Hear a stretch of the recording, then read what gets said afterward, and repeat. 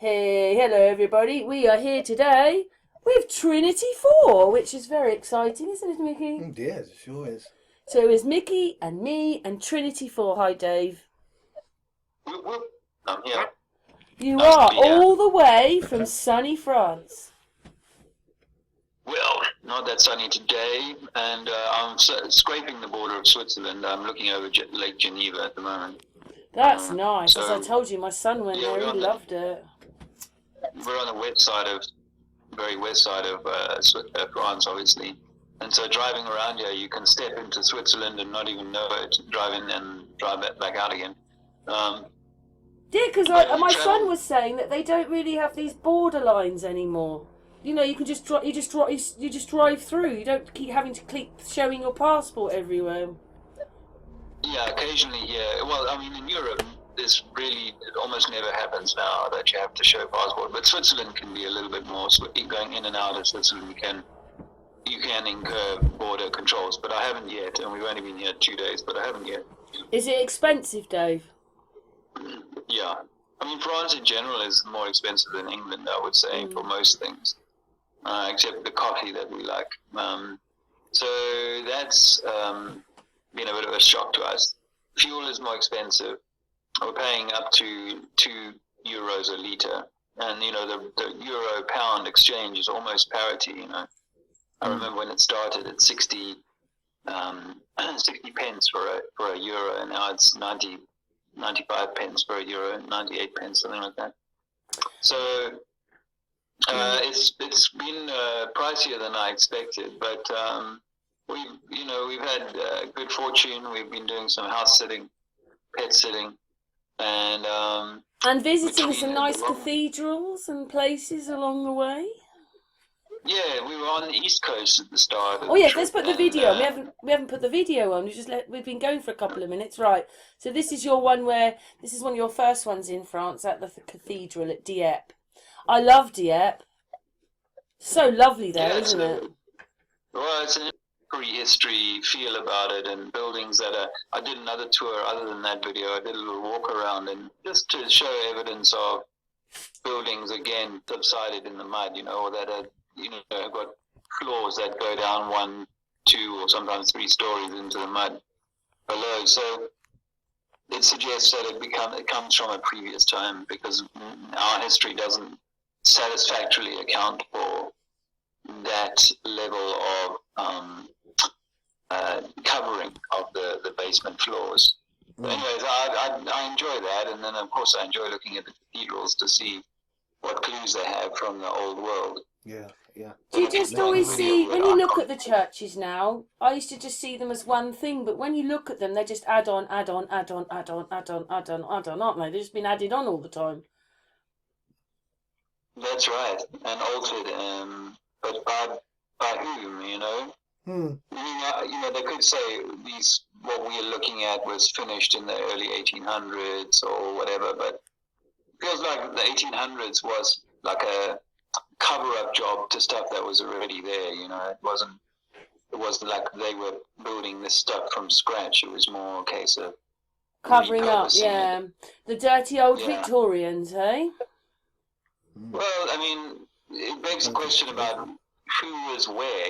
How come there aren't many stories that have survived in families of how these old buildings existed, and then we had to clad them. We spent years and years cladding them, and do you know what they do? They do know, Dave, because it's not me. I have put it out before. It's on the channel waiting to go out, but I was just a bit gobsmacked. My mum showed me some information about one of my relatives, and it was a bit sad really, because my dad's looking at the pictures and he died this year. So it's a couple of years ago. But anyway, my mum was finding, it was a bit of history. It was a historiographer in 1871 said that one of my relatives crowned King David II in Scotland. I mean, I'm not into the royal family myself, but I was a bit like, oh my God, who could say that one of their relatives crowned a king? Anyway, I think he could have even been a Knight Templar. He died in Bruges. He was called Sir what was it? So James Bain, Durban, Bain. The names, how you can spell it? Bane, Bene. It came from Bennett. All that. It still doesn't sound Scottish. It sounds French.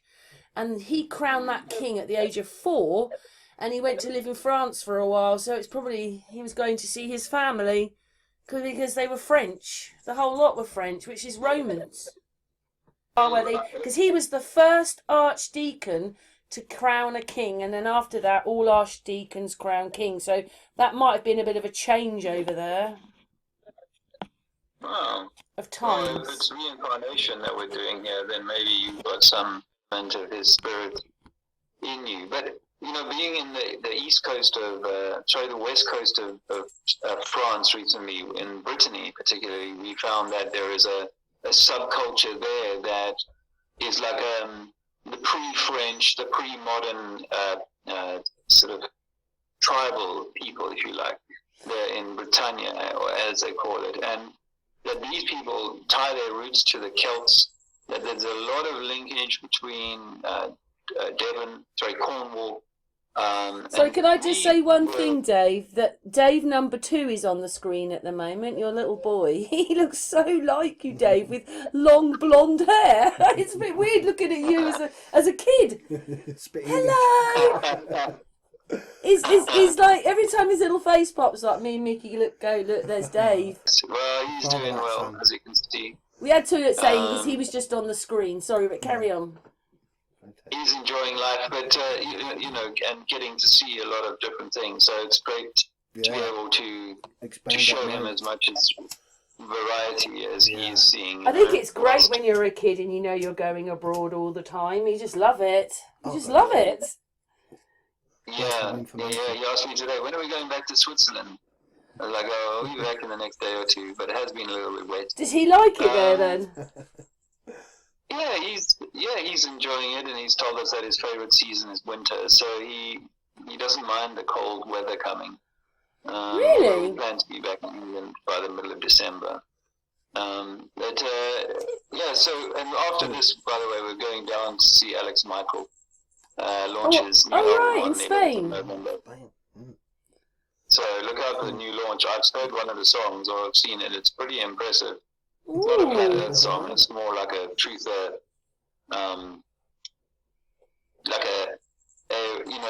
an occulted truther knowledge tune. So tunes, it's like a really strong thing, and it's quite catchy. Actually, I really enjoyed it. But, nice, very nice. This is what I was saying about the people in Brittany. They have a very strong sense. They don't want to be France. They fly their local flag there, which looks like a black and white American flag, by the way, stars and stripes, and it has 13 like stars and 9 stripes. No, sorry, 11 and 9. It has 9/11. Encoded in their flag, which I just thought was an interesting thing, because there are these old tribes or groups of people that predate all of modern democracy and so on, and some of them, like the Welsh and so on, they still hang on to their roots and their identity separate from the corporation that we call England and Britain and so on, and we're pretty sure that the connection between these lands, England and Europe, is much more recent to in the last few hundred years that these land masses were separated by water, which we call the English Channel. Not thousands of years ago, as that mainstream science will accept that England and France were connected by a land bridge, but they would say 10,000 years ago during the Ice Age. However, we've found a few towns in the sea, in the English Channel, that are below the waterline now, but they can't be. Well, I found one. I made another one about a big flood in 1755. Lisbon had a big earthquake. It hit all up of America. It hit Florida. It hit England. It hit Africa. I think that was one of the world floods. Like they said, they say 20-foot waves, but the water would have gone inland. If every country lost a bit of land, that would have been a world thing, wouldn't it? Especially if there was towns along those places. Yeah, I mean, it's not a hard leap to imagine that these parts of Brittany and England and so on were connected.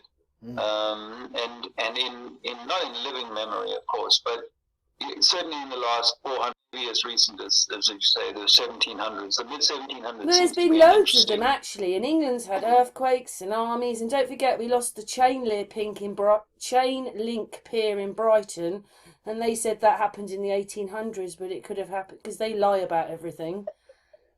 You know, and the thing is that it hit Kent, it hit Cornwall, and then this lady was talking about towns in the 1500s disappearing in the sea, which might have been when Doggerland went, or they were going. You know, what I mean, they just got more and more water there, and eventually became the seas and that. But how did the beaches form? They're not that old, really. Are you still playing the video of us in the cathedral? Yeah, I am. It is quite amazing, isn't it? In that we get your little boy every now and again. He's in the pulpit. Yeah, come on, give us a sermon. Your sermon's probably better than the priest. We'd probably rather listen to him, Dave. But the church is quite amazing, isn't it? Inside there, the lighting and everything, the way the church lights up and the windows and.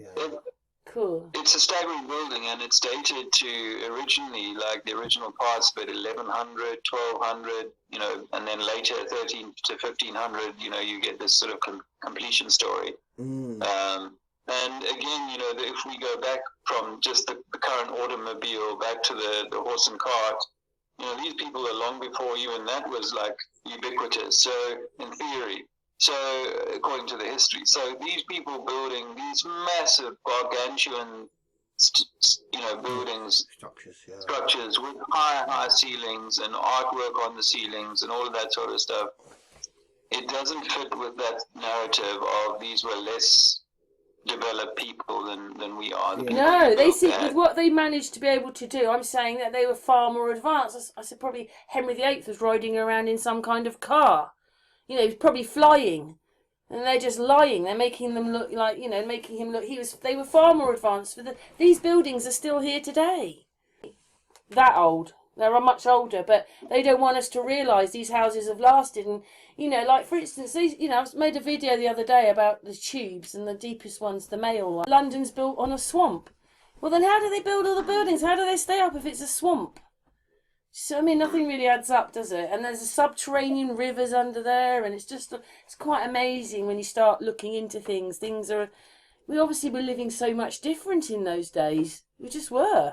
Well, in London and other places, they still use the same drainage network that was built, in theory, by very... Yeah, 1800s it was built. So they're including it in the 1800s, and then what they said about the mail train was that in 1929 it became driverless. So that's when they start that tunnel from. But it wasn't. It was the 1800s, and they were down there with tunnel sewage and all sorts of things in the 1700s. So it was probably down there then.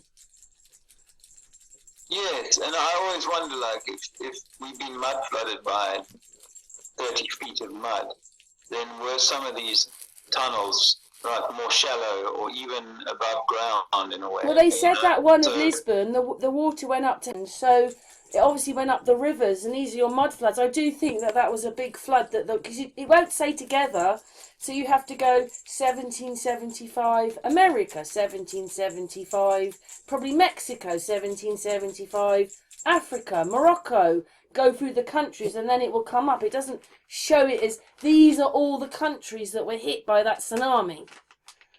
It's a bit one the other day, so I just think that was one of the big ones. But some of the events are cataclysms for like an entire continent, and then some of them might be only like a regional city or I agree with you. They've all come at different times, but some of them were big. A couple of them were big, and I think 1775 and probably, I reckon I just got the early 1800s. But I think what they've done, Dave, this is my theory. So the rotten Victorians have included this period of people around the time 1700s when they had antiquitech, big buildings. They were the ones that made the buildings, and they've been included into the Victorians. And they're the ones that lost their technology when all these floods started happening.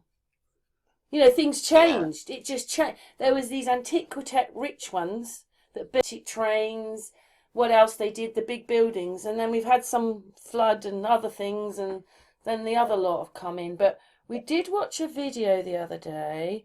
It was Joe Rogan and Alan Carr. He said the Roman Empire turned into the church. He said the English Empire turned into the banks.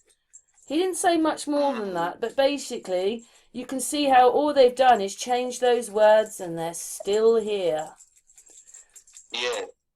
And it makes sense that the Roman Empire would be the churches, because some of these Catholic churches are so rich, aren't they, with painted in gold. Unbelievable wealth. And also land holdings, unbelievable land holdings. It's just staggering what the church owns. And now the state, the state owns an awful lot. They sold a lot of it off, didn't they, so that we could get our housing estates. But then they say, oh, the church can't mend its steeple because it hasn't got any money. You think, oh, they've stolen all the money from us anyway, and they're still stealing the money from us. Yeah, but remember, Karen, these buildings that are, a lot of them that are owned by the church were gifted to them. The same as these old buildings that are gifted to schools and government outlets. These Tartarian type old world buildings are generally in the hands of people or systems within the system. And so once upon a time, the church could probably afford to maintain these buildings, but they are old and they continue to need money, and the church no longer draws people's money, or most of that money goes to NASA, the more popular church of the day. And so they don't have the money maybe to maintain all of these. I've seen it with other old buildings that the local councils, the governments can't afford to maintain them because they're actually hard to maintain. For various reasons, they're expensive to maintain, and we're trying to just patch up buildings that we couldn't build ourselves. So these. But you know what? I've made another one. Probably 3. They've abandoned everything: industries, towns, schools, hospitals. We just live in an abandoned place. There's nothing to be proud of. Well, the majority are caught in the cities now, and that's part of I think the plan, and has been for a very long time, to hold people in these control grids. But the church used to be that, and now scientism does the job of that. I wanted to offer something about these churches, and I'll credit Luke, my oldest son, with reminding me of this or bringing it to my mind, and that is that instead of having a Wi-Fi network in which you could send data, you had a network of cathedrals, cathodes, and these smaller local churches where you could send yourself. So, we talk a lot about how people used to do these long treks from Rome to Canterbury or whatever, but what if they were doing it by some kind of portal that these churches was that you could go into them and be transported to another tower. You'd obviously go to a larger tower, and then the larger tower would dispense you to a more local tower. Just an off-the-wall possibility of what these churches were once used for. I've got a theory as well, Dave, because just down the road here on the A4, we've got this little old chapel. It's really old. It's in history. God, I don't know, 500 years ago. But what I'm thinking is that was the churches. They were just little chapels. And then those also could have been for burying the people. So there's a crypt underneath. And this is why all churches are built up off the road, because underneath the church is a crypt where the people are buried. But they've probably got those big sort of vampire-looking coffins, because lots of them were buried. They were obviously maybe bigger people, whatever it is. And then suddenly they started burying us on the top of the land. But I think when you see a church up on land, that's a crypt under there. And it happened in Mickey's church. And also, just very quickly, because I know you're talking and it's your talk, but one day I worked out that all the I'm not talking of Muslim and those ones, but all churches, thanks Mickey, are Catholic.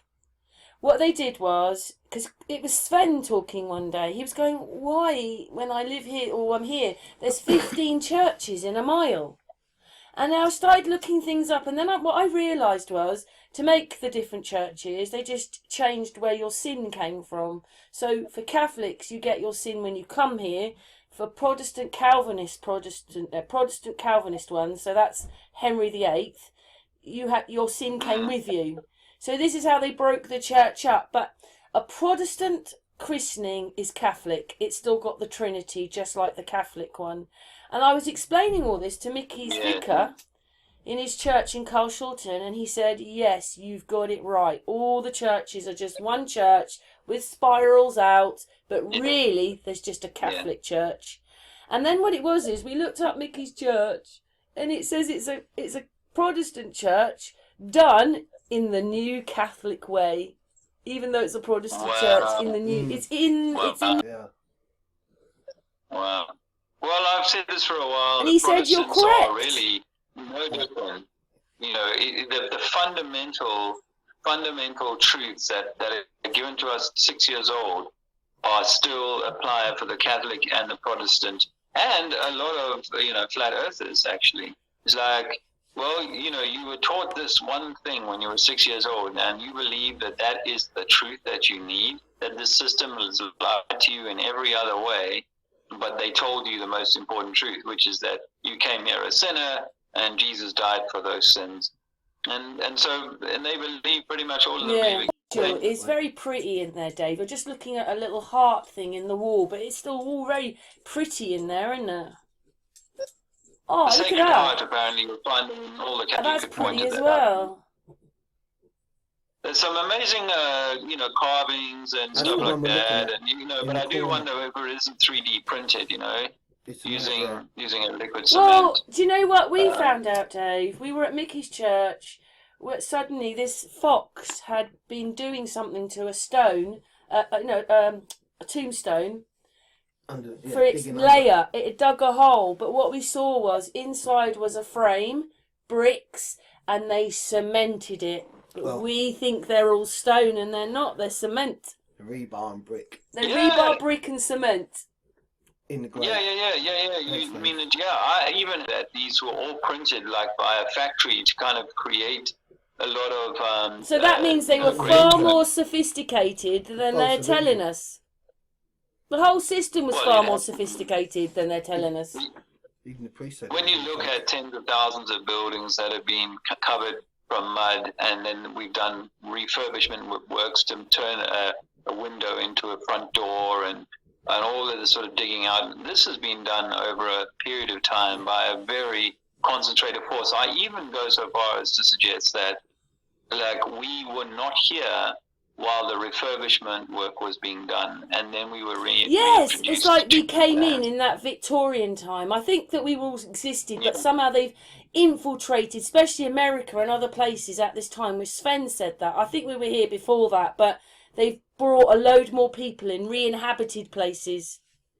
Yes. We were totally mined. Totally mined. It was over by the 1900s, Dave. What we have now is nothing to the mining that they've done. They just this place we live on is completely mined before we were born. Well, I mean, the whole mining thing is another whole rabbit hole that we don't have to go down. So what I mean is they finished mining and then they've re-inhabited this place again. Yeah. That Union Jack fits on everything, I feel that it's a star map. It's a bit like a Gleason. It's like this. Look up Jamaica. They live on the crisscross. They have a yellow and orange crisscross, and they live on the crisscross. And that Union Jack, and I worked out nearly all the flag, triangles. It doesn't matter if it's squares, crosses, crisscrosses, bits of it. You can find it. So that Union Jack goes over and you know what? They only used the Union Jack supposedly. It's a warship on the front of a warship. America don't fly the peace flag; they fly at war flag, and they're at war with us. You think they're at war with us? Yeah, they're at war with us. Yeah. Well, control. I mean, I think we're at war with each other. We've been brought to war with each other.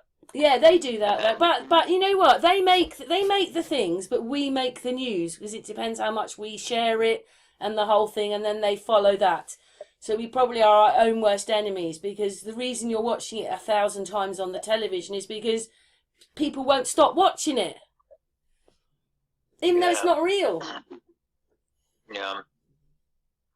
Yeah, well, this church that we walked around, this cathedral, is thousands and thousands that exist across the plane of the earth.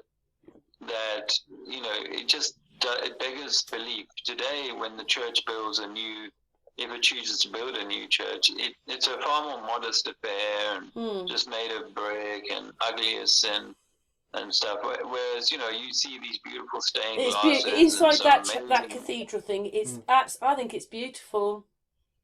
And it brings you, you know, it shows you that people had the time, and even though they were apparently like, it's hard to believe that they've done it all. There's not really any proof that they did it all, not in our eyes. There is proof, because I told you my relative crowned the King David, so they do know what's gone on, but that they lied so much and won't tell us the truth. It really annoys me. Got just a little bit of history here and a little bit here, and it's quite hard to put it all together.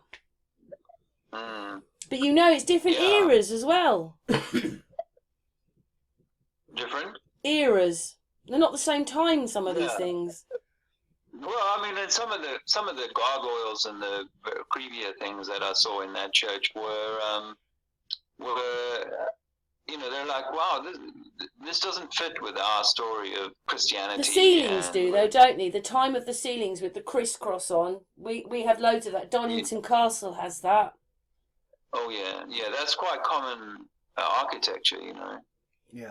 But what period that comes from is debatable. But, you know, how could they build those with horses and carts? They'd have need machinery of some kind to do some of this stuff, to pile it in. You can't just stick all that up and say, it'll be all right, it won't fall over. They had to build these things properly, and these things are still here. In fact, they can't get rid of them, can they? Because they're so big. Yeah, well, I know, you know, they had modest-sized cities, and, you know, just not, you know, you just don't have this image of them having all this time and resource and There money. had to be some people there for the size of the churches and things. Yeah, and all the industry that's required to build such a thing, because, you know, you need all the blocks, you need all the carpentry, you need all of those things, and they're all kind of coming together at a particular point in time when apparently there was fewer than 1 billion people on Earth. Do you think the churches were used for other things, like healing centres, and then this lot took over?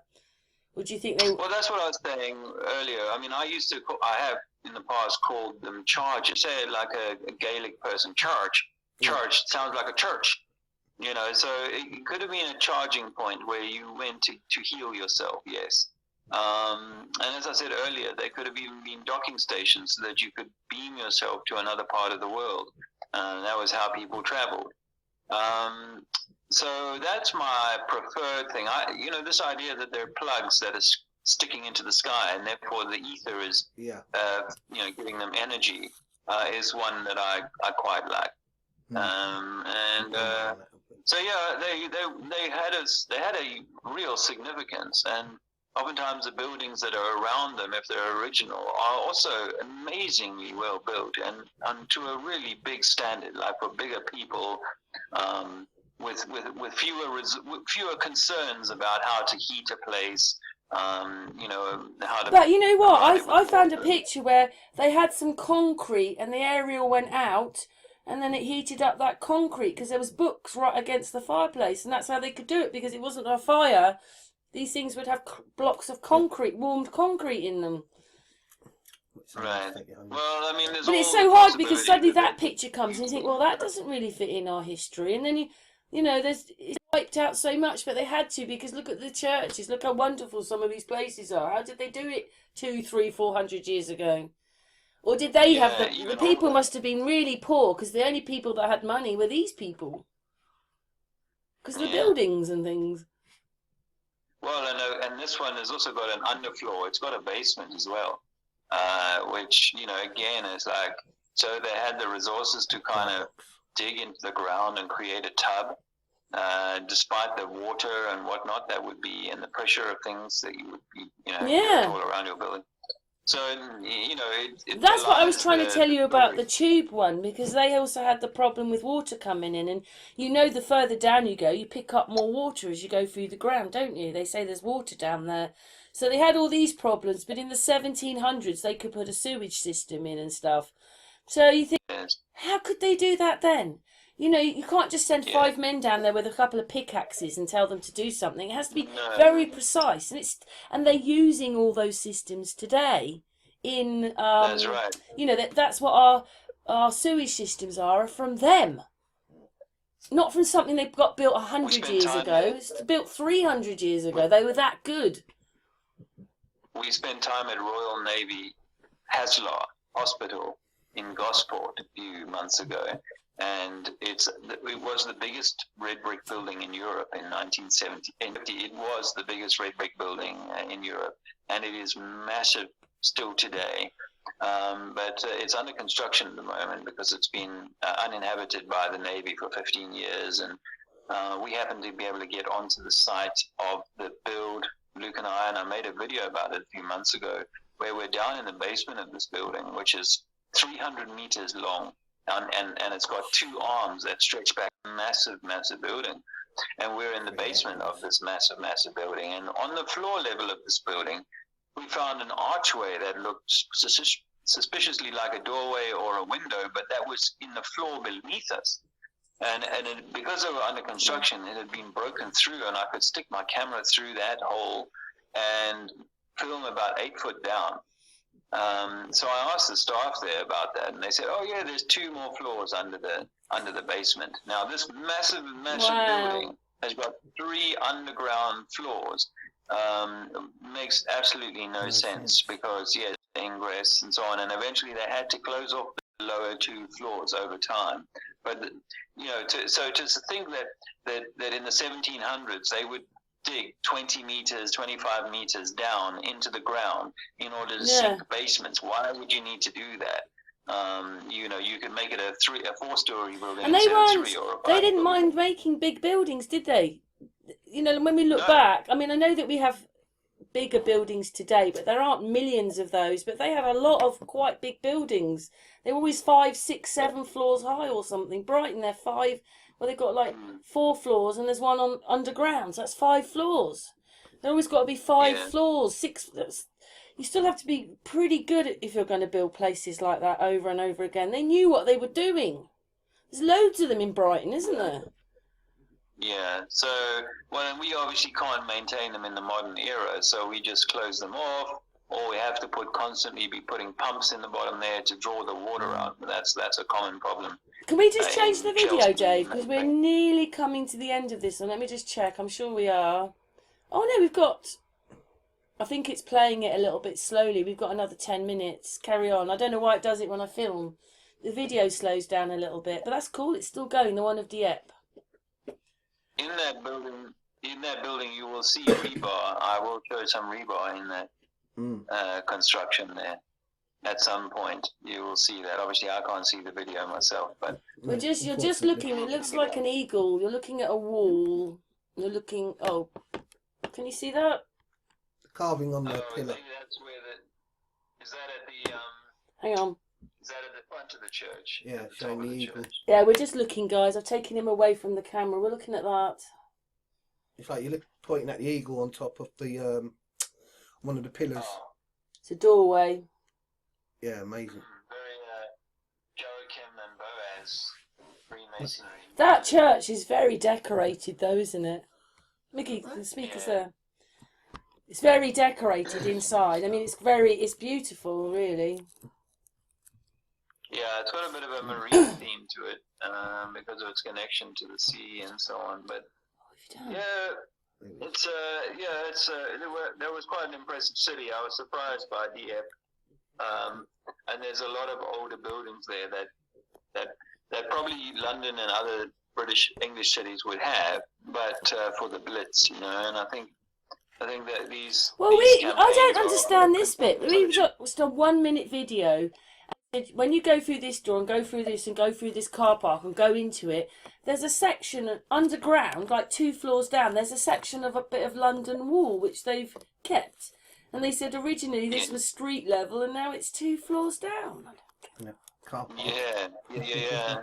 And they explain that away as a cultural level or a decision by the council to like fill the streets in. Or but we showed people one like that because this place was in, what was it, Italy or somewhere, And what it was is they built down these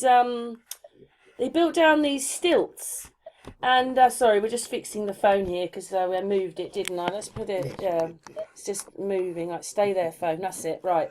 Sorry, we're a bit on an angle. Oh, that's it. We'll just put it back to where it was. Anyway, the place was built on stilts, but that meant that the church. So when you're driving around, originally you just thought you were on a road driving to the church, but in reality the church was on stilts, and it was still on.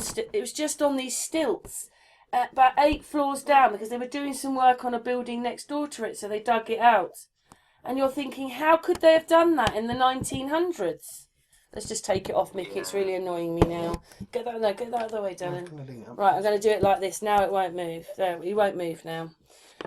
Yeah, we just thought that was really strange that they could have that technology, even 150 years ago, to build this building up on stilts. But no one would have known that there was a gap and a hole there, and they put the stilts in to put the church on the top. Wow. And the church was then just sitting on the stilts. Wow. The whole church. Wow. It was a video he put out it was in Brazil, wasn't it, Mickey? Yeah, I think so, yeah. Yeah. Red soil. Yeah, had red soil. Yeah. It was just like, and when you looked at how the lorries were going, you were thinking, are they really dry?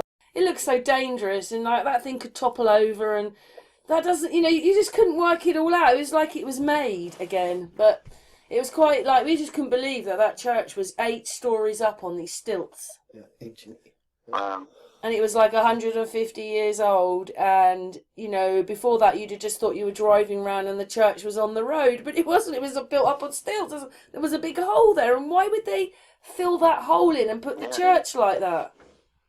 Well, that's how they, Yeah. Why bother to do that and not just have a cliff? Do you see what I mean? And they kept the road up. The road was all on stilts.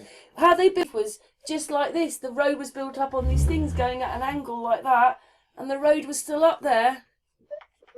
It was just crazy. Like, they built that, so they built the road over a hole.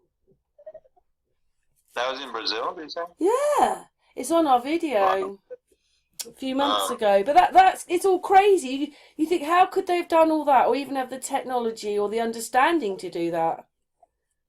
Yeah. But they did. Yes. No, there was definitely some high culture and high technology once upon a time, and then it goes away, and then the survivors or the new people that are brought to these places are kept impoverished, in terms of their knowledge and whatnot. It seems to me, when they were doing the sailing ships of the 1700s, it was a bit like garlic and everything. So it would have been just like, it was like today then, except they didn't maybe have computers like we did. But how did they get the rugs from Egypt? There was so much trade going on. It was all like today, really, just then. Yeah. And then their technology, you look at it and you think, how could they have done that? But when we look at it today, it still looks old. But a lot of what they did was far more advanced than today, but it looks old. Do you see what I mean? That's the bit. It doesn't look futuristic, does it? Really, it looks lovely. Like, this church you're going through is beautiful, but it looks old. Yeah. Well, I mean, I'm pretty sure it's not the roof, but there's parts of that have to be a few hundred years old. It's just the technology that was used doesn't fit with the story. I'd say I think that even this city is loaded with mud flood evidence. I made a later video, just a short video after that, on the same day, I think. And there's plenty of mud flood evidence in that town, or that city. It is strange though, isn't it? The mud flood thing. That is just, I don't know, but on that tsunami in 1755, it got to Hamburg, so obviously it went up the rivers. Then it would have gone up the drains. I mean, that could have been a mud flood then, couldn't it? Well, yeah. I mean, it was quite a big one. I'm not saying it covered, it might not have got to Russia or something, but everything this side and everything the other side, which is supposed to be America down to South America, they all got affected by it. So it is a world flood because it's so many countries, and they would have lost quite a lot of land. maybe a mile of imagine land. the possibility. Yeah, I imagine the possibility in an electromagnetic world that our continents can go underwater, that they could actually submerge. Because, the kind of tsunami that we're talking about there will wipe out cities and so on. But the way that I see mud flood deposits in land in the middle of countries, or nowhere where you would think, oh, this has been hit by a tsunami, it makes me wonder whether it isn't sand that's sort of settled from the top. So if you created a fish tank and just put the sand in one place and then sort of let the water swish around a bit, it would settle itself evenly over. That's what I see when I look at mud flood. It's like, What? I don't understand these levels. I don't understand the levels, Dave, because you know what they're saying. Oh well, when they dig down, that's that century, that's that century, and they keep going and say, oh, we've built up, but we can still see things from Victorian time and say Jacobean and all that. They're still on our level, but there are things down below us. There is things below the ground, and a lot of it, like, why were we so below the ground? Yeah, I mean, the idea that people were just throwing rubbish out into the street and eventually let go of the ground floor and moved into the upstairs floor is absolutely not. And this mud doesn't seem like what people threw out of their street. It is just like a consistent mud that has arrived at one time and has taken away, 5, 10, 15 feet of. But maybe that's that bit when you said that they re-inhabited us, because the places they're re-inhabiting us back to were the ones that were mud flooded, maybe even not even that long ago. Because, we always want to know when Tartaria ended. I believe it was the First World War, and that's what the wars were about. And the Second World War, completely annihilated it because of the amount of buildings they were destroying. So that's how, and then of course the Queen, she made us into a corporation when she was crowned, and it just goes on, and they were changing everything. So it wasn't even that long ago it stopped. Yeah, I mean, and these European languages like French and German, they were spoke by very few people 100 years ago. Very, like 2% of the people spoke the language that we now call French and German. Brittany, and so but there was a Brittany language, and that was in France and England. Yeah. Well, that's what I was saying earlier about the Britannia people, connecting themselves very much to the Celts. Yeah, we don't think of that when we say Britannia. It probably is Brittany. They just changed it a tiny bit because they don't want you to really realise you were part of France as well. Yeah. Well, I think, and also Andrea was reading something on this, that the area was known as Americano or something, and it sounds like America's, as I said earlier, their flag, the Brittany flag, is black and white stars and stripes. Essentially. Well, our flag. Our flag. No, the Brittany flag. Oh right, yeah. I thought you said that earlier Brittany on. has its own regional flag, and it looks like the stars and stripes, but in black and white. Instead of having stars, it's got like little castles or something in it.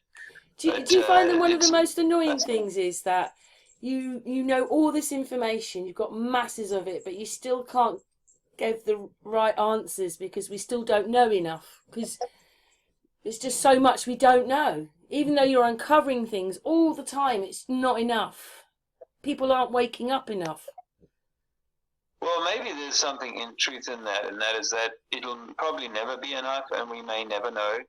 And so maybe part of the kind of the journey is to have done your research. We are something much greater than the story that we're given, and do something with that. Because if I spend all my time researching Tartaria, mud flood, flat Earth, all of these interesting subjects, how long are you going to stare at the deception whilst not working on yourself? And that's really what we're here to do, is to work on the self, no matter who's doing Dave, it, the greatest thing you can do for mankind is work out who you are as a person, because you make different decisions when you know who you are. That's absolutely right. And so when frantically searching for the truth, we miss the true work on the self and searching within for the answers, for the peace. And that comes from the heart, that comes from within. Just done one with Claudio. He's been going on about that. We need to talk about love much more. Well, no, but I mean, not in the kind of Beatles sense of, you know, talk about love. Yeah. Love. Was that them? Yeah. But you know, it's that we actually need to learn to love ourselves, and then, you know, because we've all been put in a cage, we've all been put in the Shawshank Redemption for a crime we didn't commit. We weren't born sinners, you know, but we have turned ourselves into these somewhat pitiful kind of looking over the neighbor, telling people, you know, what they can do, put a face mask on and all of this sort of stuff. You know, we become frightful, you know, and a lot of the worst stuff in the world is happening by us, to us, you know, because it's people that are enacting all of this bullshit that we see in the world. And that's because we are so disjointed and so dismembered from our true self. I smell wood fire at the moment in the house, and I trust that everything's all right. So you just come outside the church now. We were just looking at the video as well. Like, we're listening and looking at you, and you've got your pictures. You're coming out of the church. Yeah.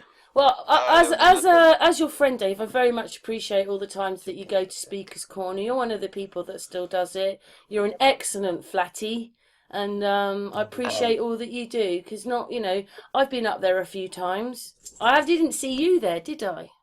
Because I haven't met you yet, have I? No. Yeah, I haven't met you, but I've been up there a bit, but not in the last few years. But you've carried on, and you've carried on doing it. So much respect to you, Mr. Trinity 4. Thank you. Well, there's some people who appreciate it, and I've been supported very kindly by members of the Flat Earth community along this way. But it can't always be about. I mean, obviously, for me, Flat Earth is such a gateway truth. But you need to still walk through that and get to the other side. And the other side is, okay, so have I done the work on me?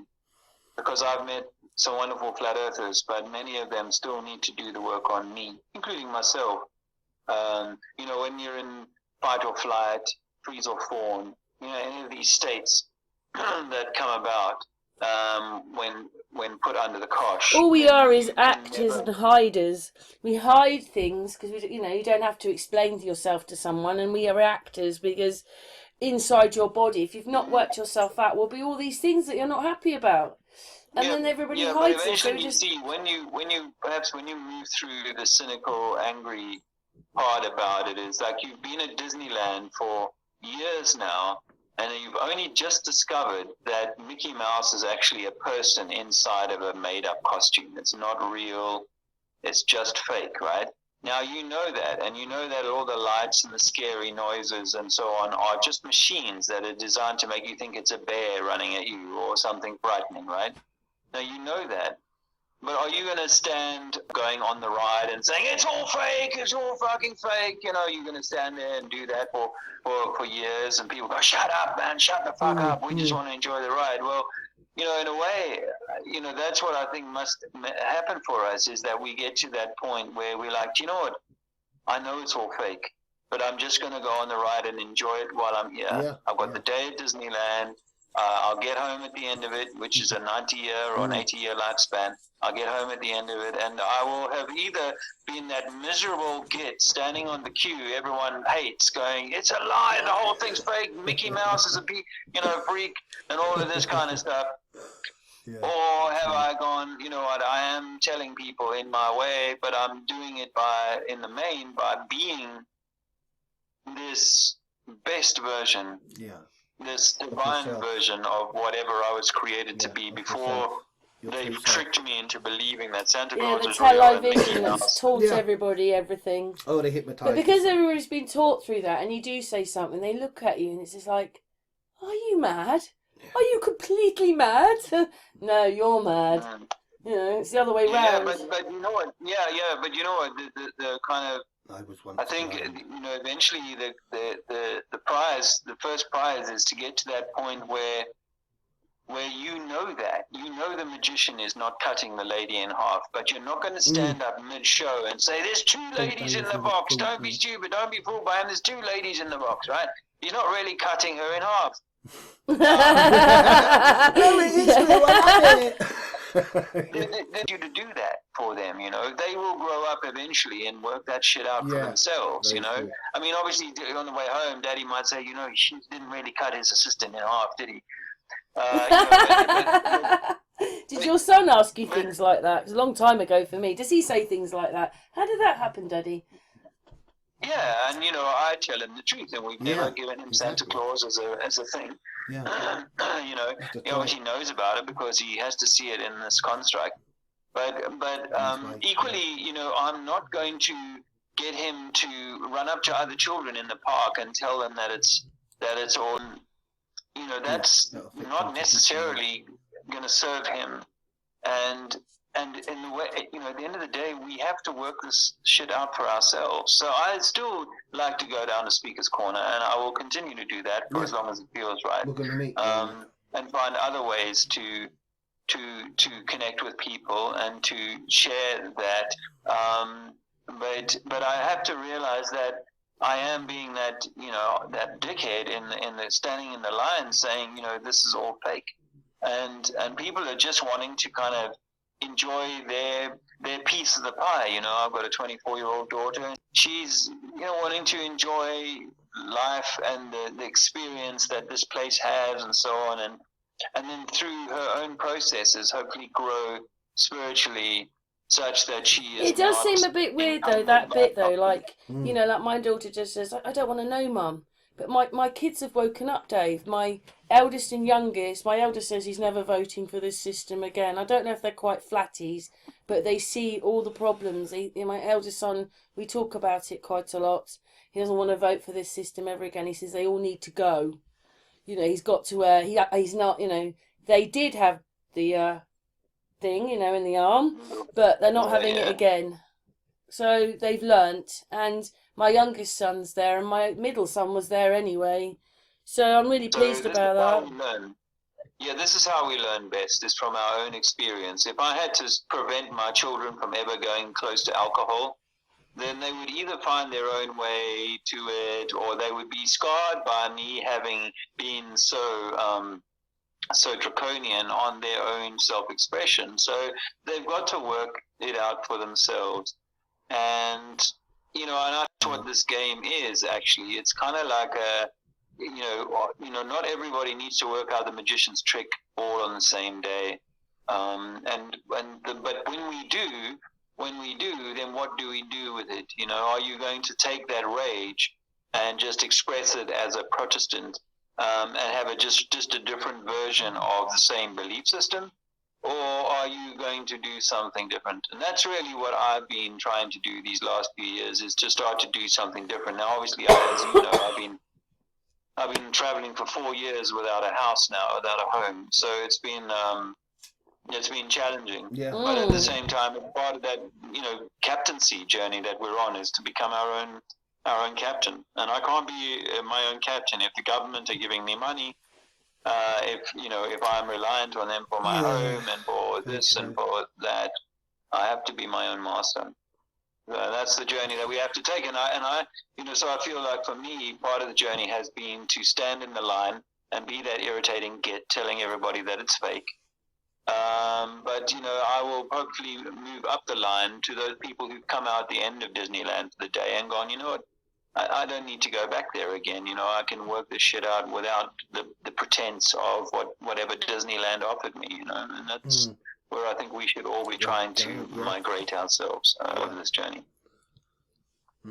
Yeah, I agree. And like you said, this bit about the biggest thing you can do, because they've sort of turned a lot of those that want to watch the television into narcissists. They're just quite narcissistical. We probably, like I remember your wife saying it, we've probably all got a bit of narcissism in us, but those ones are so far gone, you can't help them. They can only help themselves, and they're not going to, because in their world, the only thing that's there is themselves.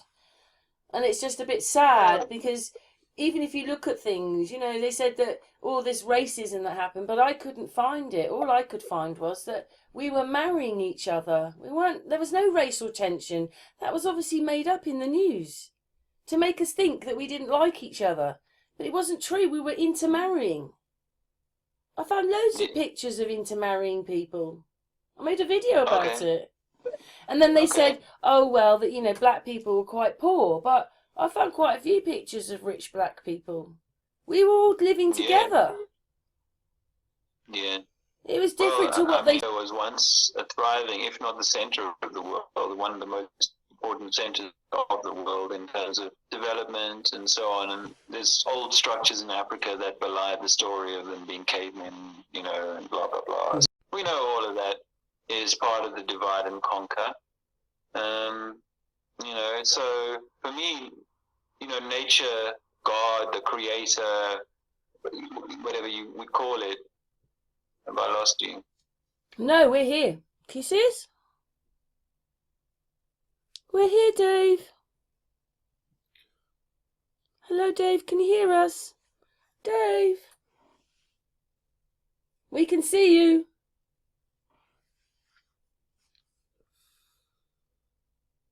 What's going on? We're just going to stop the video just for 1 minute here to see what's happening with Dave. What's going on? Go for it, Dave.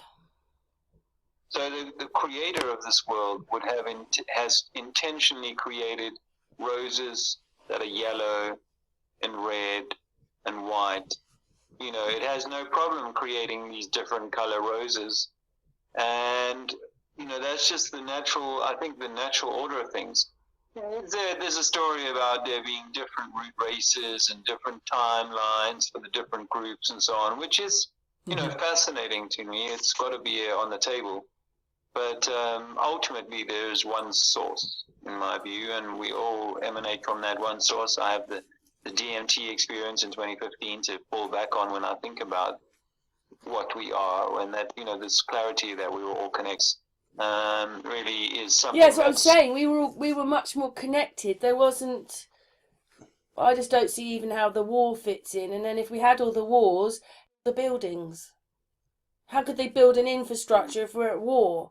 I mean, in the Second World War, they said the women were working to make the stuff for the soldiers. So how could we have made all the buildings? So, you know, when it gets to the First and Second World War, especially like the mail tube, they said they stopped work on it from 1919 to 1923 because of the war. So they stopped work for that. How could they build all this stuff? Oh, we've bathed her. She's got stuff on her neck now. Hopefully just one more day of itching and then it stops. Right. She stopped now. She makes a lot of noise. Have you seen Floss, Dave? Come here, Floss. I'll show you to Dave. This is your bit of stardom. There she is. That's Floss. Hello, Floss. Hi, Dave. You are cute. Hi, Dave. Floss. Yeah, she's an old lady now, but she's a bit of an alpha female and very selfish, aren't you? Because she thinks that this is her boyfriend. She thinks Mickey's hers. My lover. She loves him. And then when he came over, she was sleeping with my daughter. And then Ellie said she kicked her out about 3:30 in the morning. And then the next thing is Floss comes in and then she suddenly realises, oh my God, he's here. Oh, I'm so happy to see you. That's what we got about 3:30 in the morning. Yes. Awesome. My little lady. They say, Mickey. Yeah, where's Mickey? He's over here. She says, what do you want about? He's next to me. But anyway, I'll put her down now because she's distracted. Because people might not realise we're actually looking at Dave when we're having this hangout, aren't we, Dave? Earth dog. And I took a picture earlier on, so I'll put it in here somewhere that we were obviously looking at each other. Because we don't often do that, do we? We just make phone calls usually and just talking to a phone, really. Yeah. I use Zoom sometimes. I think I need to do that more often to have conversations with people. But, you know, being on the road as much as we have been, and we have been in more than 150 different places, and, you know, stayed in.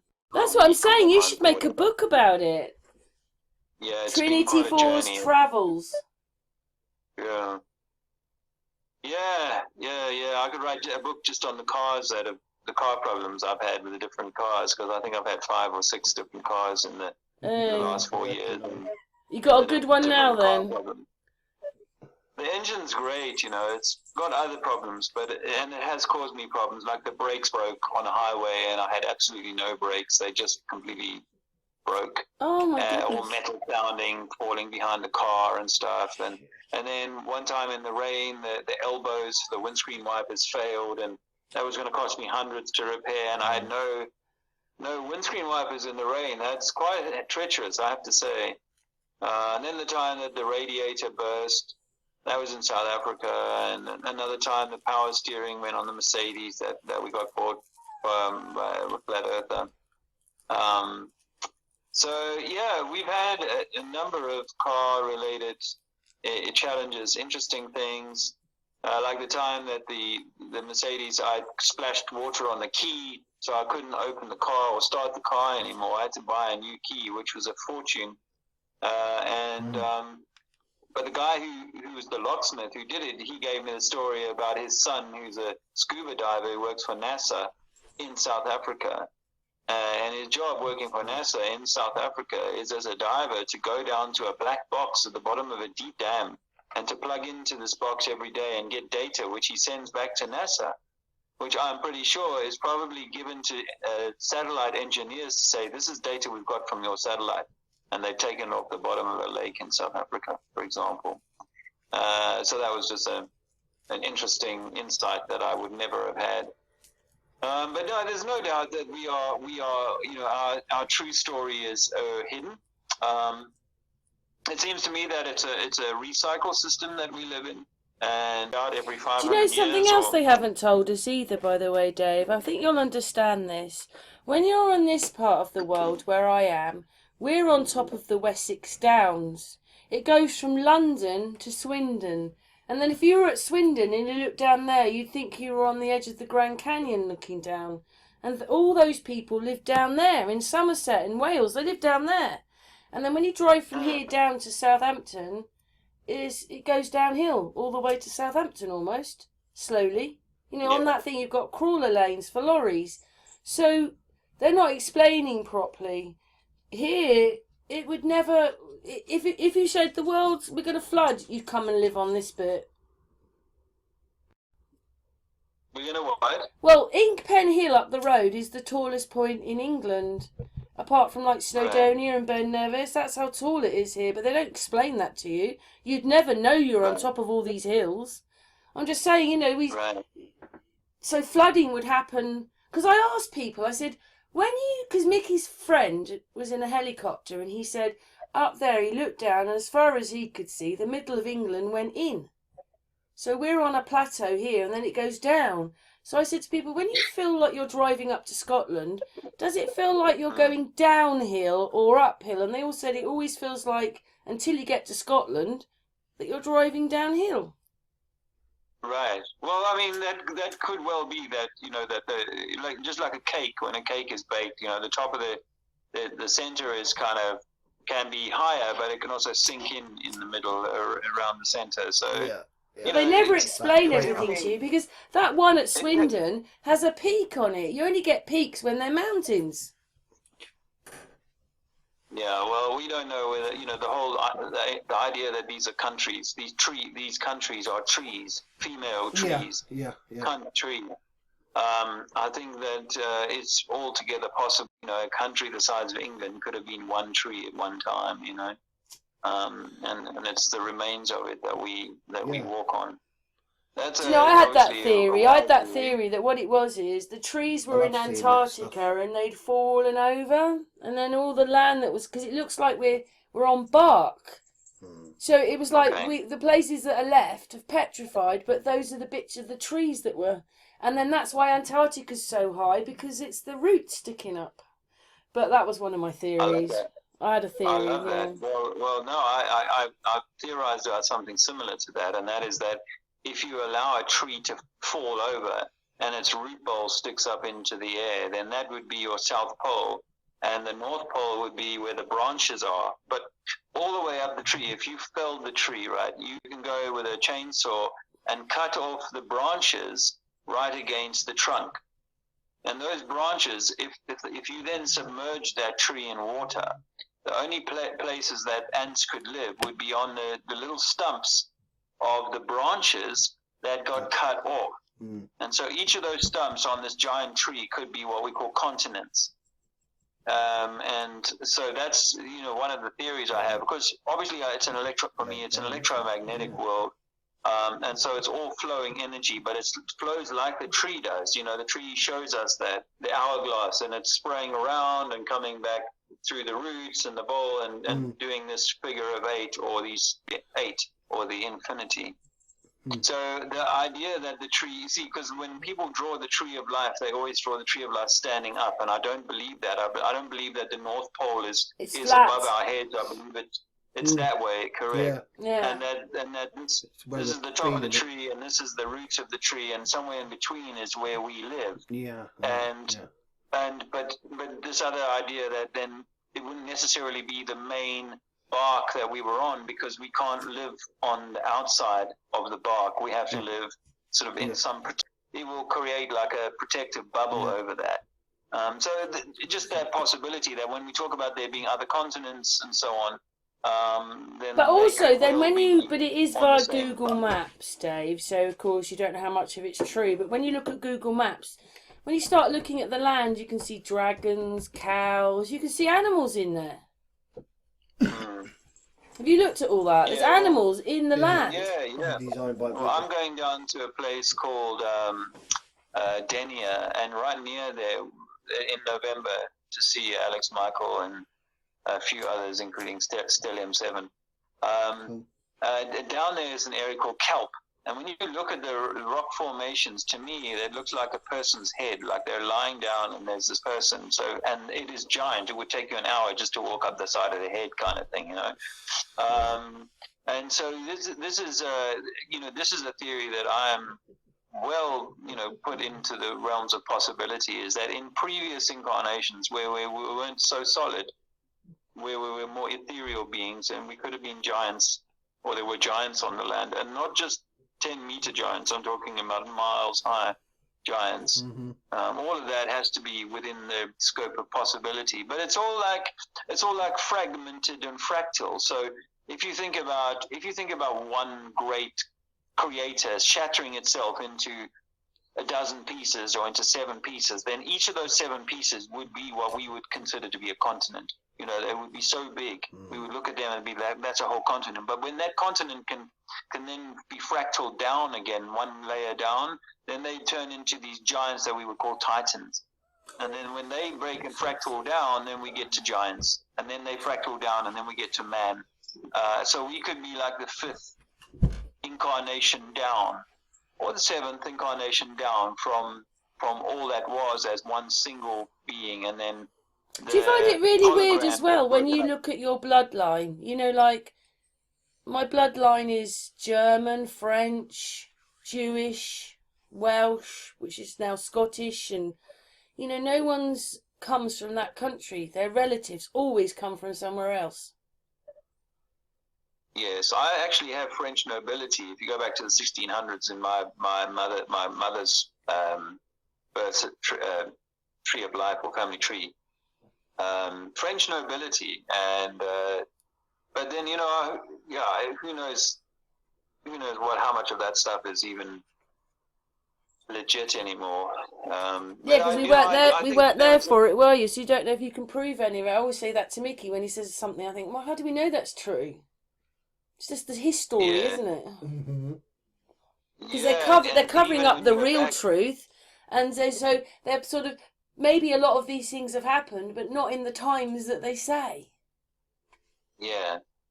Well, that's right. And then right. The baddies, which I think they are, why can't they just say someone else was ruling you and then we came in and took over? Why can't they just tell us the truth? Because then we wouldn't stand for it, right? We wouldn't be. Then you're not fooled anymore. No one's going to go to the magic show if they know how the magician does it all. But we are fooled, though, aren't we, Dave?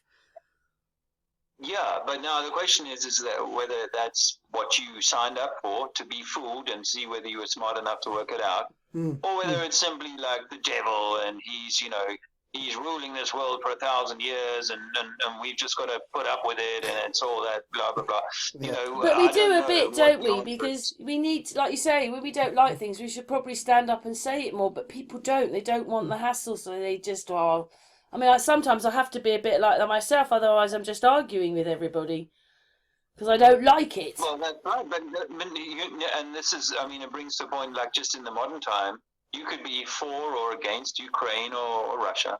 You could be for or against Palestine. You could be for or against some squabble that's going on in India. You could be for or against some agenda to do with climate, to do with weapons, to do with chems, to do with... There are a million different causes that you could become patron saint of and, you know, put all your energy into and so on. And I think, you know, we should do something. You know, evil prospers when good men do nothing. But at the same time, like, if you become vexated about it, then you're sort of in the game. It's like if you knew that the game was rigged, the game of football was rigged, yeah, would you really be like screaming in the stands like a proper fan? Or would you be sitting back there going, you know what, I know it's rigged, I know, bro, I think I know what the score is going to be, but either way, I know that it's been rigged to draw me in, to get me to cooperate or to scream and shout for or against one team or another. And that's really what this knowledge and gnosis does for us, is it shows you that, you know, the game is rigged. Now, how many times do you need to be shown evidence that it's rigged? Do you know what? You can almost see it happening. So just say I don't think Man United have won for a while, but I'll just use them. So Man United have won, but they've got 4 games to go.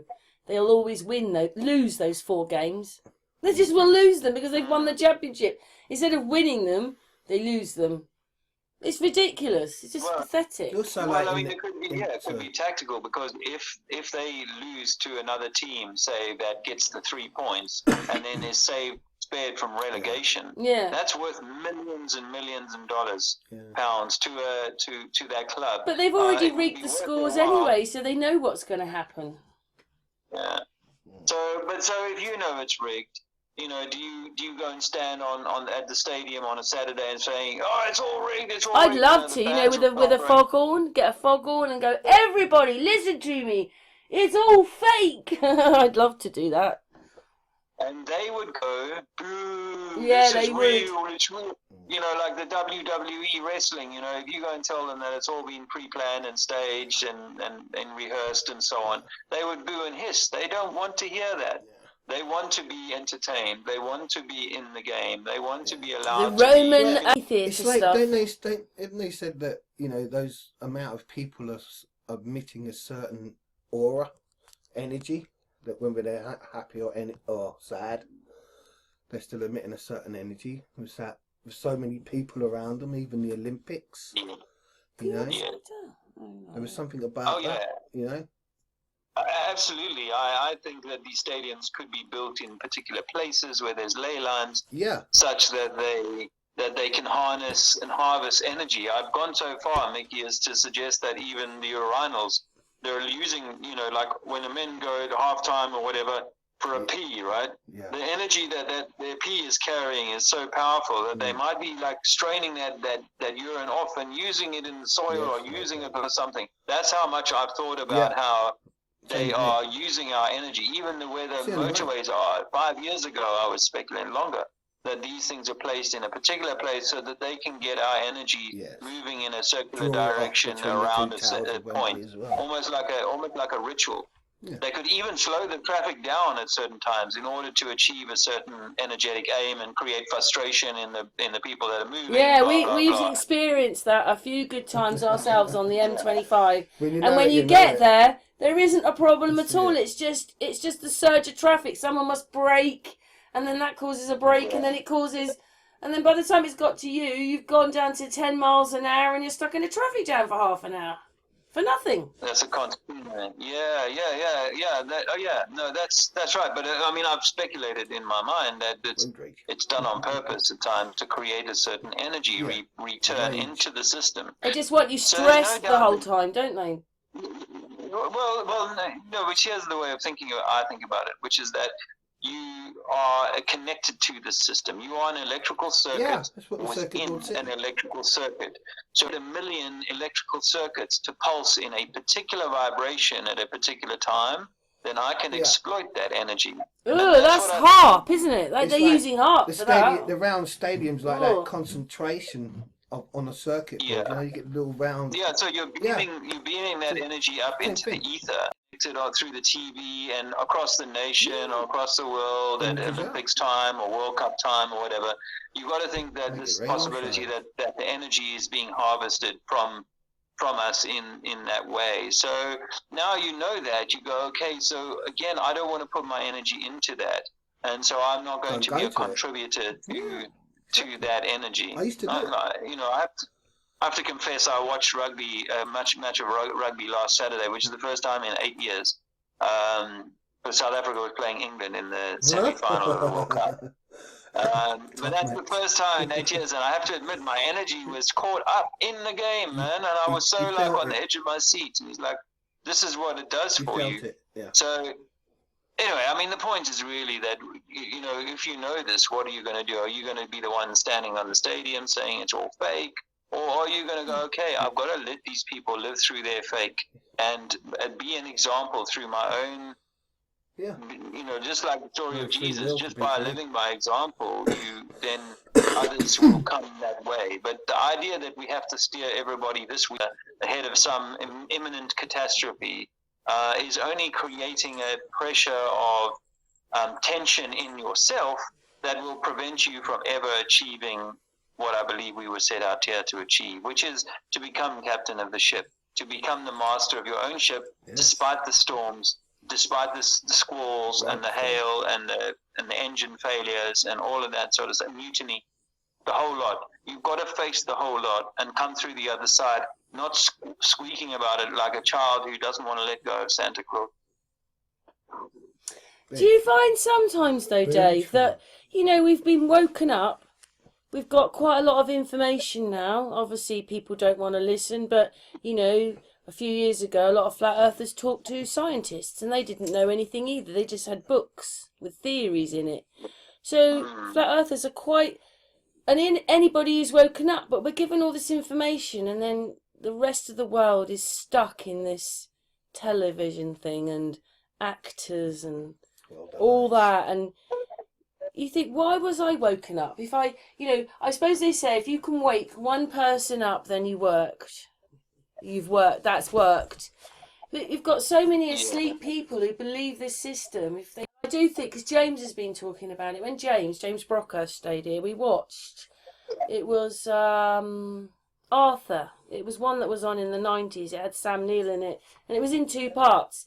And Mab, she was the old way witch, and they were going into Christianity. And in reality, what we wish is probably that they'd stayed the old way. But anyway, she was quite evil, and the only thing that worked, turning their back on her. She couldn't handle that. That's what we need to do. We have to turn our back, and you've kind of done that with your life, haven't you? Turned your back on it. Yeah, I've been working on that. I mean, you know, in the ideal world, you'd be able to kind of just buy a piece of land and start working on your own shit, both on your own land and with your own soul, you know, with yourself.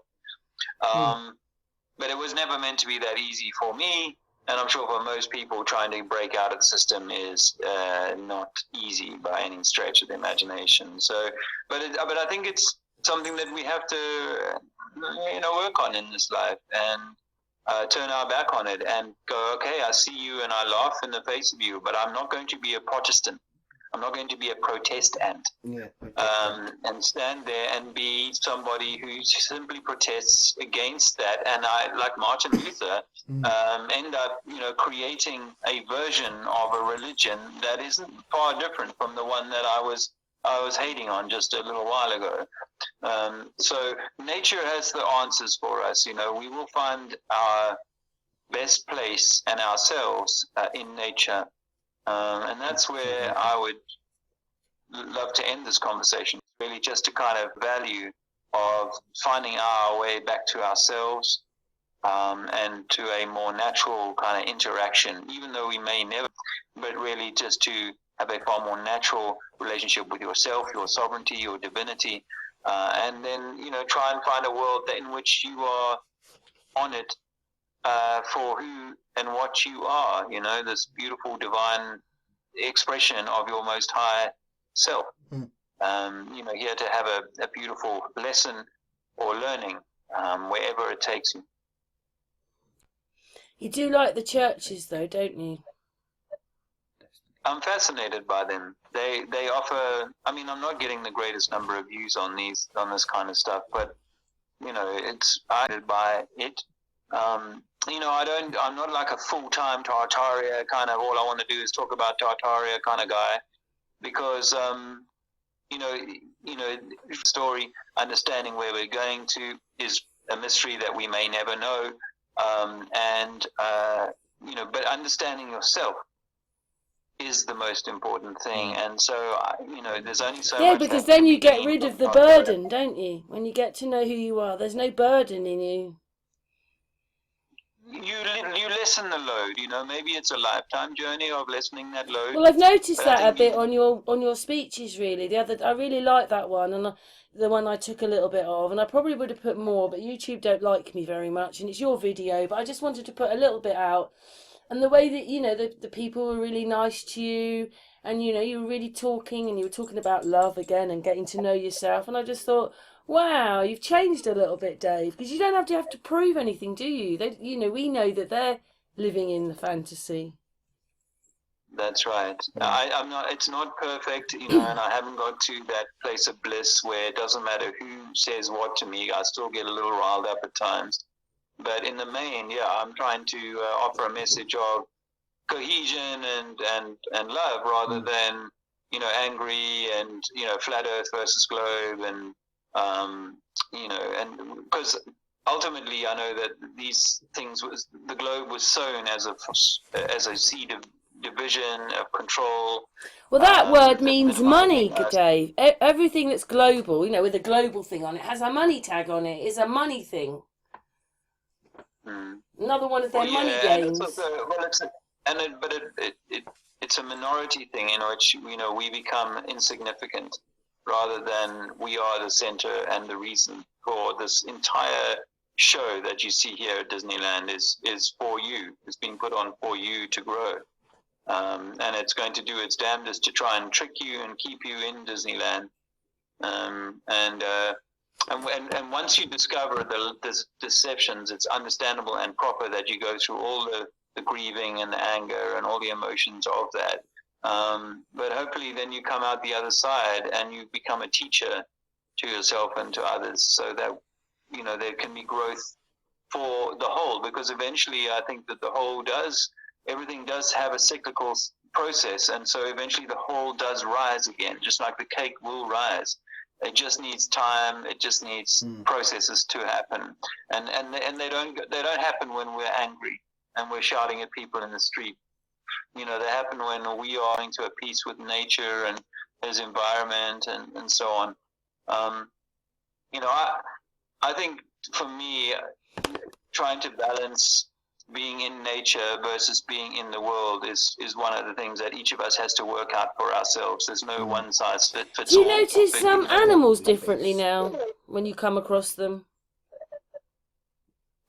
It's interesting actually, because this year we've done a lot of pet sitting for a lot of different animals, and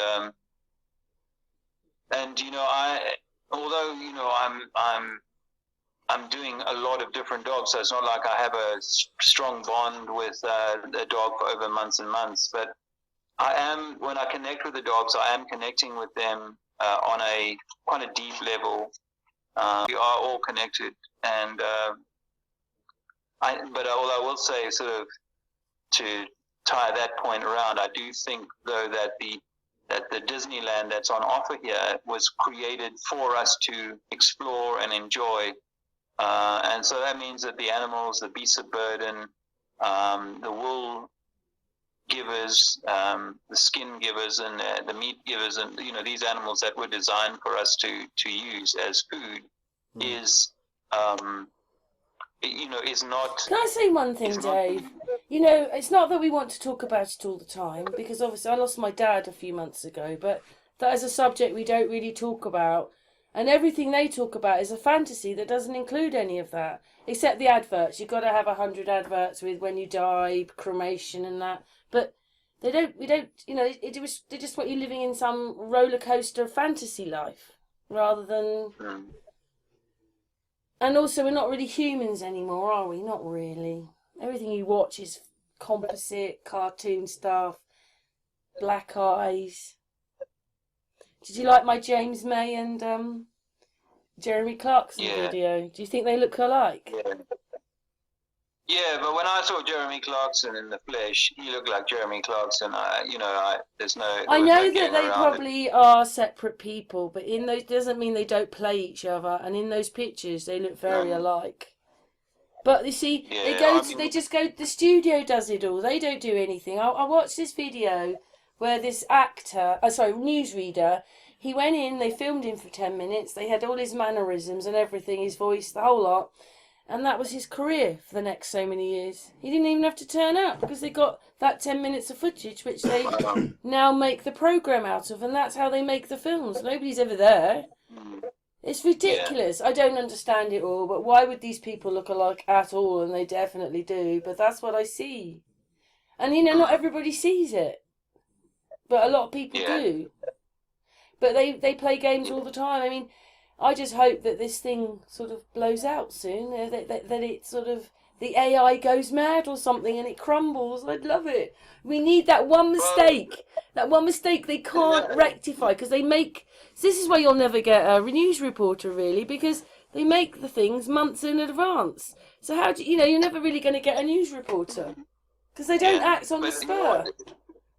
You know what, Karen? I think that one of the important elements of learning that this place is Disneyland is that there are rides that need to go to completion in order for this process to run its course. And so, even when shit is, you saw it with the last 3 years with the pandemic, was that it had the effect of waking some people up, but not everybody. And so another iteration, another turn of the screw, and it'll wake more people up, and then people will start that journey and so on. But honestly, like I keep saying, I think the waking up is just the beginning. People have got to knock the sleep out of their eyes. They've got to come to terms with the deception. Well, we're still all learning, aren't we? All of us, all the time. And sometimes when you think you've learnt something, and then you find, a month, 2 years later, you're redoing that video again because you've learnt some more stuff. It just goes on like that, doesn't it? It's never ending. You, my friend. Here's the challenge to you: is that are you making videos about more, Trump is Elvis kind of videos? That's my one. But is that making videos about your own evolution, because the freakery out there is probably only going to increase, and so you can keep reporting on the stuff out there, but as a beacon, about on the stuff in here. And I'm not putting your feet to the fire. This is my own journey too, is that I am better in my future role, in my opinion, is not one of someone who's saying, it's all fake, but it's more helping people to rediscover themselves. Because that's really the top prize, is that, yes, it's fake, but what are you doing with it? How are you changing yourself? And more rides and more, staring at the deception and so on is not, it's entertainment eventually rather than self. I do understand, because in the end, I said to Mickey, I've shown everybody everything, and I do venture between people like you, Tartaria, and the lies on the television. And you're right, because this will be the second hangout where Claudio said last night, what about showing people like another step now? But, I myself quite like psychology, so, maybe I could go a bit that way. But all I see is the horrors going on, and I think once I've seen it, I've got to report it. But it's the evolution of yourself, you see. That's really what's worth seeing, It's the evolution of the self, the self-maturation, because we've all been held in a child state by the deceptions of Santa and the globe and all of that stuff.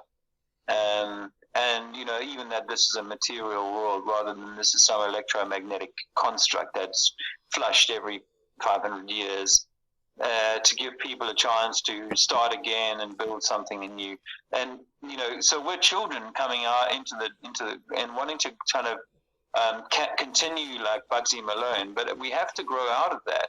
And that's, I think, for me, it has to be an important part of my journey, and I can't be in it for the views. I need to be in it for my own growth, and then obviously one hopes to be a beacon to others so that they might grow themselves on their own tree, on their own. No, we appreciate that, and we want you to say much more and keep going. I suppose my channel was more of a platform, and a lot of people came to have their say. And I suppose these days I have a bit more of my say and less hangouts with people, so that we get the different views. But it's a platform. No, it's great. In every strata of learning, there are people who have a role in being way showers and teachers, but like if a child was being received by a junior school teacher, and then later on by a high school teacher, and then later on by a university level teacher, no matter that the teachers are operating at a different sort of intellectual point, you would want all three sets of teachers to be the complete teacher. You know what I mean? So just because you're, say, a junior school teacher doesn't mean you're any less of a teacher than the university teacher. You should, in theory, be equally skilled in teaching or being the complete person yourself. Obviously, we know from our experience that that's not how it is in reality. But there's lots of people who will stand over Tartaria or any topic you like, and they're great at it, and they've got thousands of subscribers to it, and so all of that sort of thing. That doesn't mean that they themselves are the complete teacher. And so the complete teacher is someone who has their own shit together, as well as on a Sunday or on a Monday, they go out and they tell people about a subject that they've probably never heard about before. But they're doing it from the perspective of someone who's already complete and whole, rather than, like let's say one of the very tender ones is child trafficking. And oftentimes I'll meet people in that who are so traumatized by something that happened to them in their childhood. The way that they receive and disseminate child trafficking information is from the trauma base, rather than from the I've got my shit together base, you see. And so there's nothing wrong with doing the work that you do. It's just what's the position that the teacher is teaching from? Already messed up herself or himself, or they've got their shit together. And those teachers, as you went through your schooling years, who had their shit together were probably some of the very best teachers you encountered. And they were good people all around, not just someone who turned up for 8 hours or 6 hours a day and belted out lessons at you and all that sort of stuff, and told you how shit the world was. Because, the world is That's a really good point to make, Dave, to be honest, because who are you listening to? Yeah, and so the teacher can be, giving you exactly the same calculus as the other teacher, but they're doing it from the place of the healed soul, and they are going to be far more beneficial to the pupil. So I would say that that's part of if we're teachers and we're way showers and we're points of beacons along the journey, then are we doing it from the, it's all fucking terrible? Or are we doing it from the, wow, it's a beautiful journey that we're on, and I've got my shit together as much as I can be at this point, and that's where I'm, that's where cool. I'm coming from. Can I just say, because obviously we have been going for about an hour and a half, you're probably feeling a bit tired, and but just like, do you like where you're staying in France? It looks really nice, that room you're in. Yeah, the room is nice. We're in a small house for a few weeks, overlooking Geneva. So very picturesque then. Yeah, it is picturesque. It's dark now outside, but it's picturesque, and it's kind of hilly and mountainy, and where we are, there's a lot of we're sort of in the clouds a bit for quite a bit of the time. So are you? Oh no. Yeah, the clouds are much lower than people think. Yes, I know they are. They're just above my head now. Yeah. In Inkpen Hill, when you go there, you can be in the clouds. People just don't realise how close they are. Yes. Well, some of them are. But no, it's very pretty. And as I say, we've got another 2 weeks, and then we're on the move again down into Spain, and then back to England. for the end of the year into the new year, and we'll see what comes from that. But I really appreciate the opportunity to come and chat, Karen. There's not many people who entertain conversations in the way that you do, so I really appreciate it.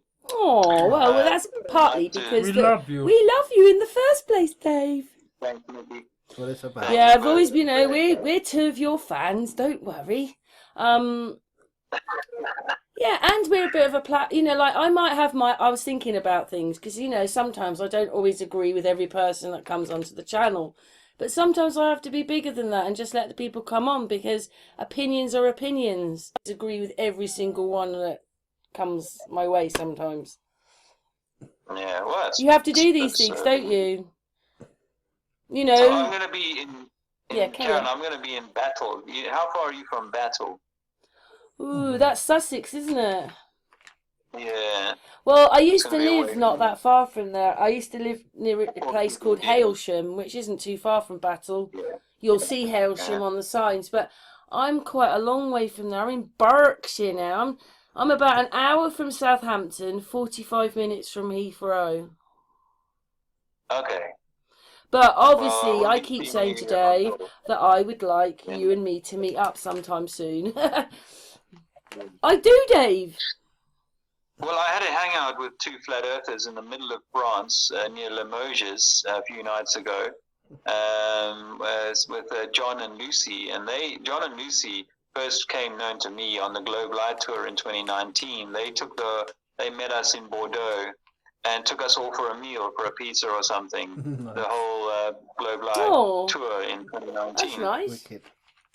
Yeah, and then Lucy was quite. She came and joined us in the 2022 Globe Light Tour, and she was quite active during the lockdowns, doing going around with Jason. Jason's camper as well. So yeah, I got to hang out with some flatties, which was very nice for a change. And real people. But I'll be back in England in the new year, and so I'll be back at Speaker's Corner when the weather, and I'm near enough to London. So please look out for me there. I wish you guys both well and much happiness. Yeah, well, of course I shall message you as I do. I really appreciate you taking this time, and I enjoy your journey, Dave. You're still on an adventure. Yeah, it is an adventure, and years ago I thought I wasn't going to be doing much with the rest of my life, but these last 5 years have been anything but boring. And we'll see how the next year or two pans out, but however it works out, I'm sort of allowing things to flow and unfold in sort of natural way. I haven't really had much of a paddle to steer in one direction or another, so I'm just going to let things unfold, and we'll see where we end up in a few years' time. But hopefully you and the three of us will meet up. Yeah, and I might be able to get a few more people together for that as well. Yeah. Well, yeah, maybe a flat earth hangout of some sort or whatever. Yeah, it'd be cool. Well, if we say goodbye for the hangout, right, and then we'll say goodbye off air, yeah? We'll just say goodbye for the hangout. But I very much appreciate, while you're looking at Switzerland, you, Dave, that you managed to have this wonderful hangout. And we talked about quite a few things. And loving is a good point that we don't talk about enough. So I appreciate that as well. Awesome. Yeah, in a world of division, we need to find that most important thing, because everything out there is trying to separate you from the love that we come from. And the heart is within. Each other. The love comes from within. There's Mickey. Okay, well, we will say goodbye off air, but we're on air. But thank you very much, channel, and I hope that you loved our hangout. And subscribe to Trinity 4 or my backup channel, the Trinities. I have got a Substack. I've started writing on it for the first time today, but I won't tell you what it is until it's got a little bit more content on it. Ooh. Well, I will put a link to Trinity 4 in the hangout, Dave. Thanks. Okay, for the hangout. Thanks very much. Big hugs Cheers, to Dave. everyone and anybody watching, and of course to Dave.